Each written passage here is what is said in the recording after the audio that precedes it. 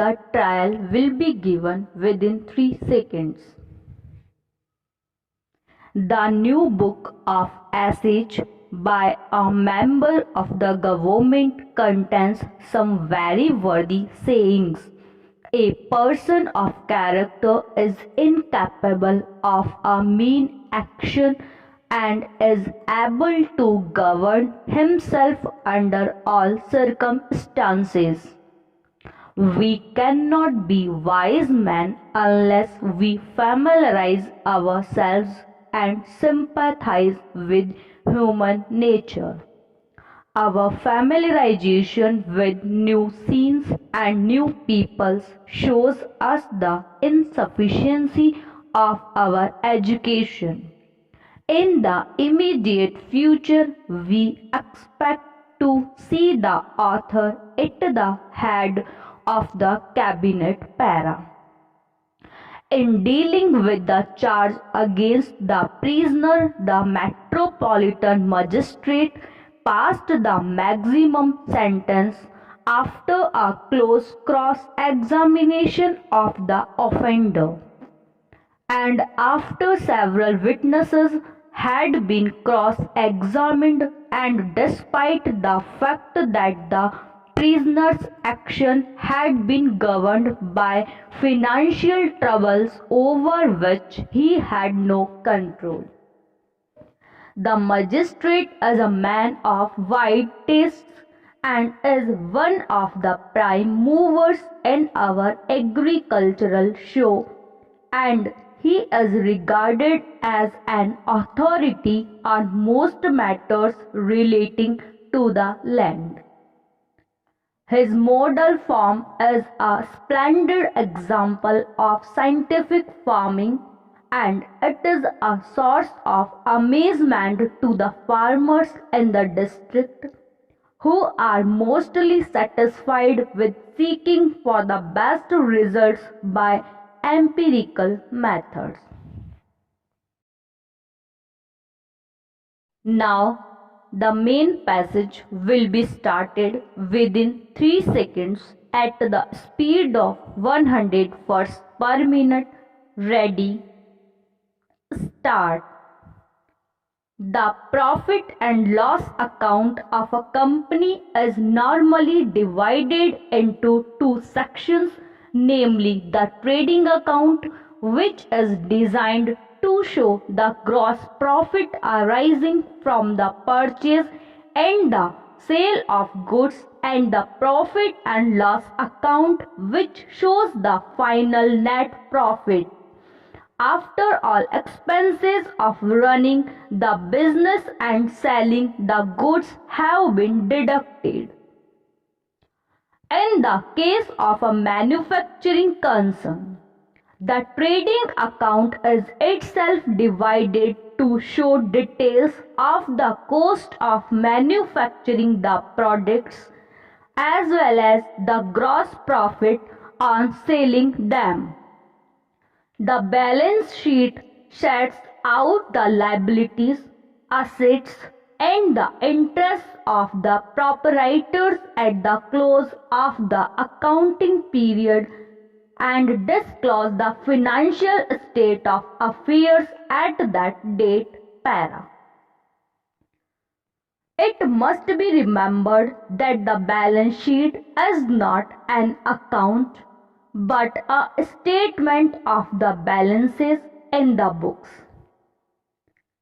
It cannot be said that the balance sheet is a statement of assets and liabilities only because some of the debit balances may not represent assets in the ordinary sense of the word, but may take the form of losses not written off, expenses carried forward, etc.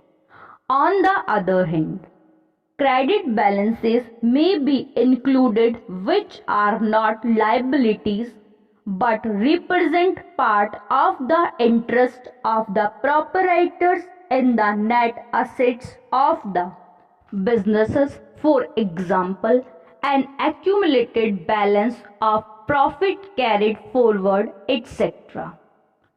Neither is the balance sheet a statement of values, since the amounts at which certain assets appear in the balance sheet may be remote from their market values at the date on which the balance sheet is drawn up. Para.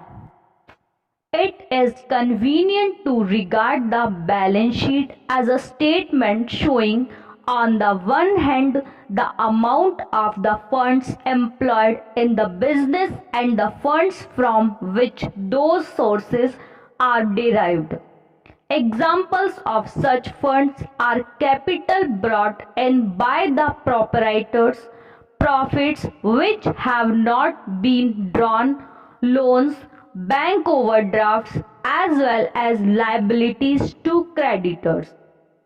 On the other hand, there is the employment of those funds, that is, the assets acquired by the expenditure of such funds to the extent that they have not been used up or written off out of profits.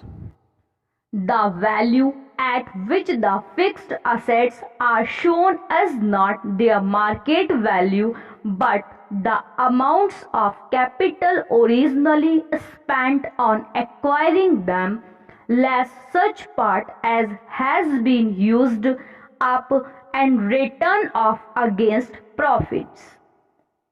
Current assets are included at cost unless their value has fallen below cost when, in effect, the fall in value has been written off against profits and the assets appear at their market value.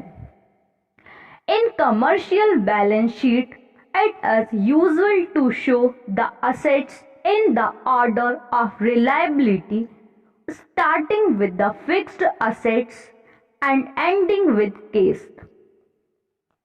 In other cases, such as banks, the reverse order is adopted whilst in some businesses, for example, insurance companies, a different order is adopted so as to emphasize the liquidity of the company's funds.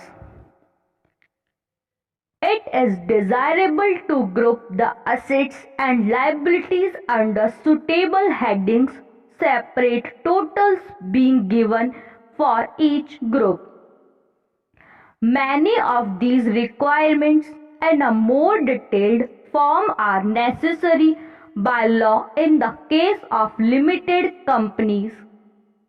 Sole traders and partnerships are under no such legal obligation, but it is desirable for the accounts to give as much information as possible. Para. It is very important that there should be careful arrangements in a business to make sure that the stock is well controlled. The value of stock can be very high and there are numerous ways in which losses can occur. It is also important to ensure that only the right kind of goods are held in stock and, in addition, that the right goods are available at the time when they are wanted and in the place where they are wanted. Money must not be tied up in unnecessary stocks and men and machines must not lack work because the materials for it are not to hand. The warehouse and the showroom must not run out of the lines required by customers. Para.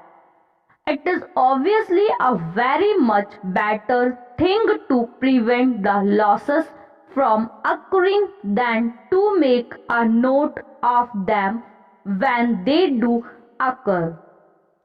Goods should always be accommodated in a store that is suitable for them and should be the responsibility of a reliable storekeeper who will see that they are kept in good condition. Goods which are particularly valuable and those which are likely to be lost or stolen should be kept in special rooms or compartments which can be locked.